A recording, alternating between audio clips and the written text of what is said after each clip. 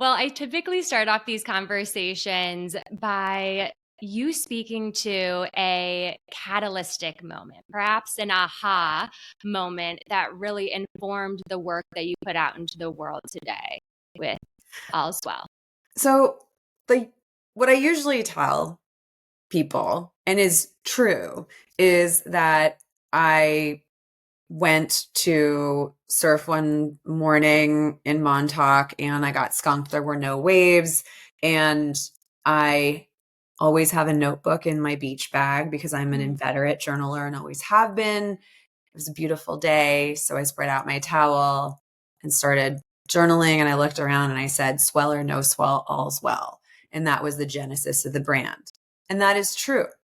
But the other story that is also true that I don't necessarily tell because it isn't something that a lot of people will understand, but I know you will, and I think your listeners really will too, is that at the time I was running a very arguably successful marketing communications agency. I had my dream clients. I was bi-coastal. I had a beautiful group of people that were working for me. And arguably, it looked great from the Mm. outside.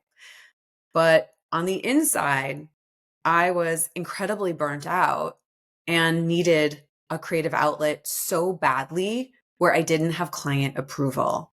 And all my creativity was used in the service of others. And I loved it. I loved helping people make their dreams come true. But the impetus for Allswell was also because there was something inside of me that needed an outlet. And I needed to create something that was just my own. So both stories are true, but I think that idea of burnout and how creative outlets can serve so beautifully as an antidote for that. Now, Mm. to be clear, it was never meant to have any revenue associated with it. It was simply something that I was doing as a passion project. I wasn't doing it for greater productivity or to Mm. explore what other careers I could have. I was just doing it because I was called to do it. And I wanted to see what was over the fence. I wanted to see what was over there. Mm. So, when did you actually start journaling? Have you always been a journaler, or did it come about because of your own personal healing journey, or was it actually through the building of your marketing and your PR company that you just found it? Like, how long have you been journaling? I started journaling when I was a single digit, when I was 7 or 8, when a family friend Wow. gave me a journal, and I haven't stopped since. Wow. Okay. That's incredible. So, talk about, because I can actually see that through your work, because when working one on one with you, you really allowed me to, or you reframed journaling as, this artistic mischief messiness, this outlet for really for us to color outside the lines, if you will. Talk about just the balance of structure and spontaneity and how in your journaling practice and the importance of quote unquote like coloring outside of the lines and how that informs your work. So the physical journals, which was the initial place that I started, also it was just meant to be products. The workshops came later, but Mm, physically, the journals have both a write and a draw side, and the right side has lines, yeah. and the draw side does Love not. it. So in terms of structured and unstructured, what that does is that you can use the draw side for literally drawing, and sometimes I Hmm. do, but I tend to use the right side for more structured thought, and I use the draw side for more exploratory thinking and more room to play and be messy and not have to stay inside the lines. So Mm, it's actually the physical the physical journal is actually a representation of two of the directions that I help people with in terms of utilizing their journaling practice. Sometimes you do want to have structure and you want to have prompts and you want to have a something that's a more prescriptive approach. And I've got that for you. mm, And we can talk about what some of those things might be. And yeah. then there are also more of like an ethos and a direction where I'm bringing people to the page and letting them make a mess and play, and not necessarily doing it for the sake of checking off an item on their self-care to-do list, but because we need that energy in our lives so very badly.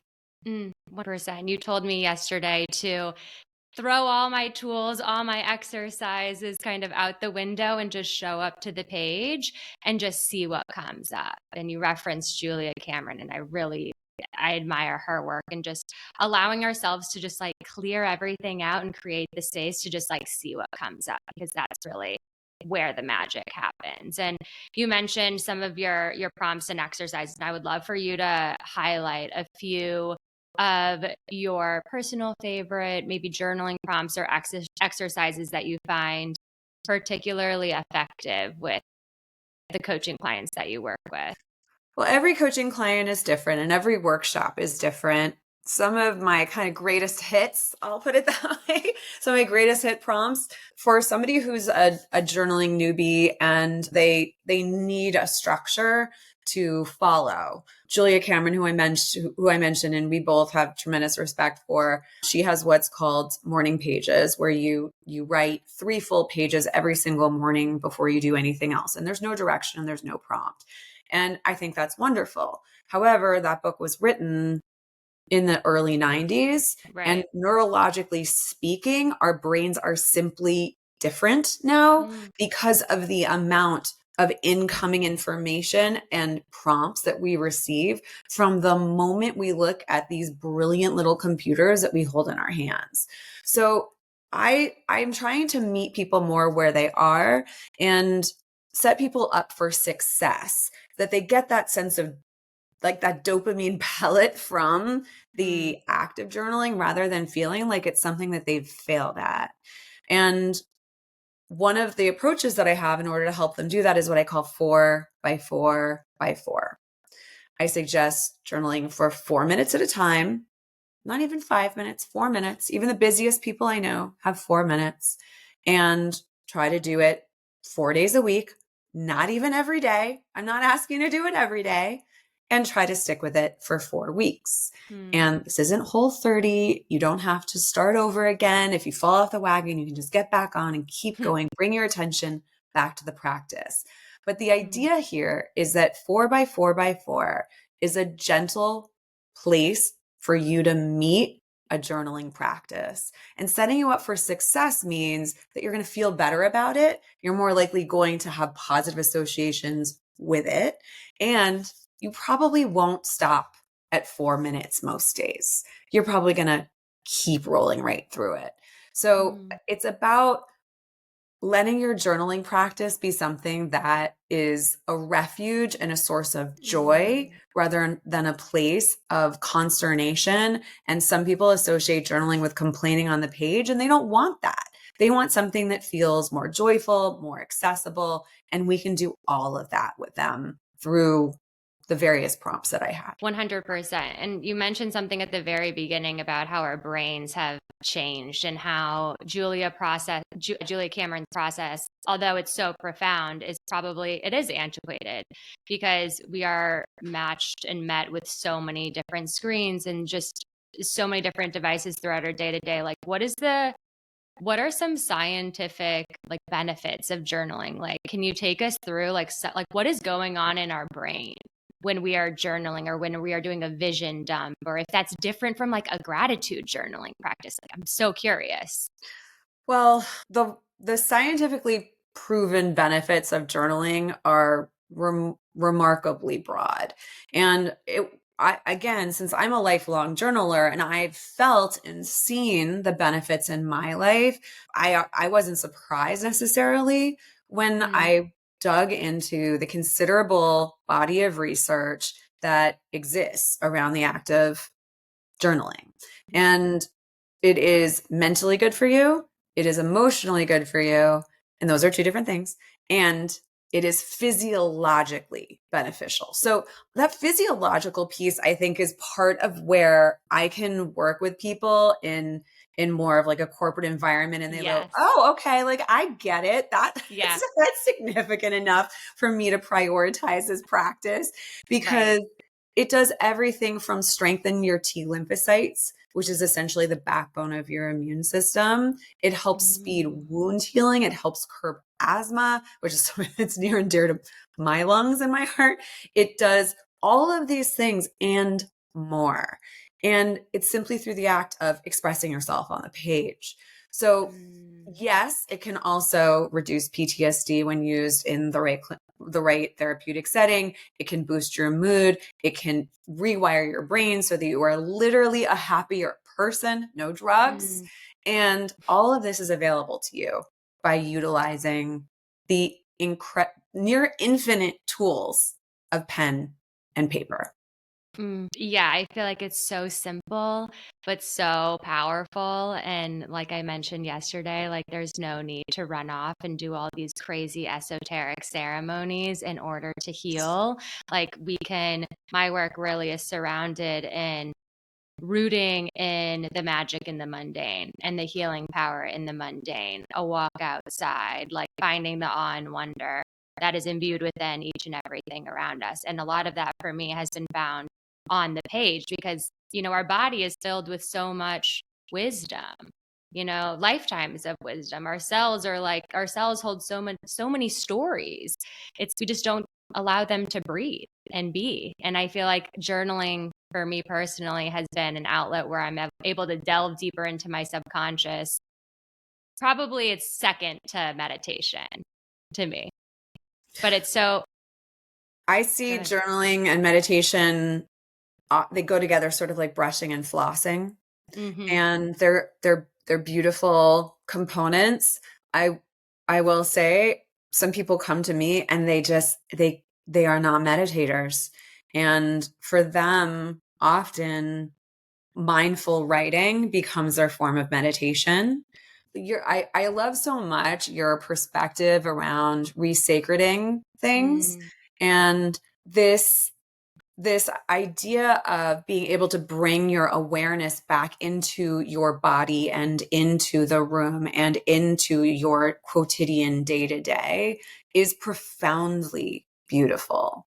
And Mm. many of the journaling activities that I utilize to start my workshops, regardless of what kind of group it may be, whether it's a VC firm or a group of wounded veterans.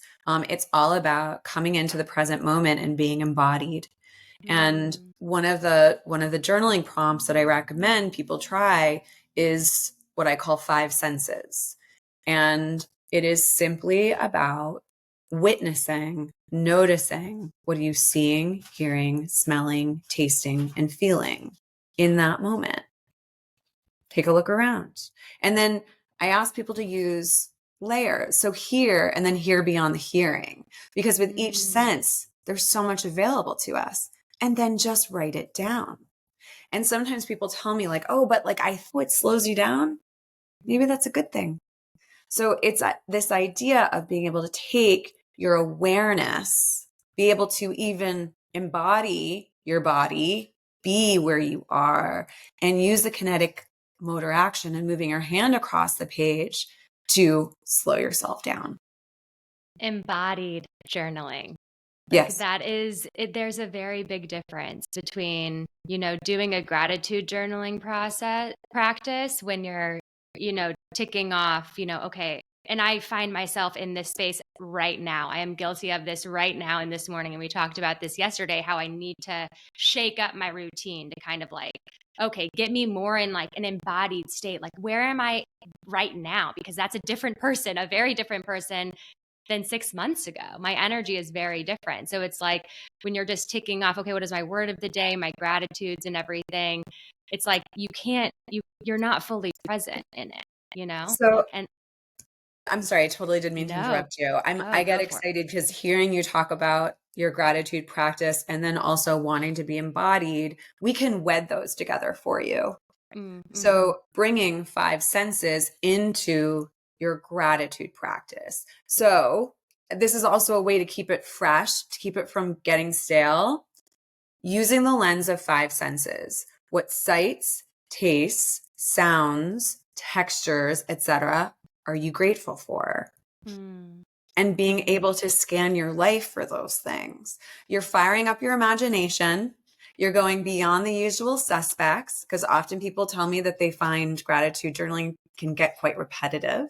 Mm-hmm. And you're pulling in more of an embodied sensation while still boosting all that great serotonin that you get from a gratitude practice.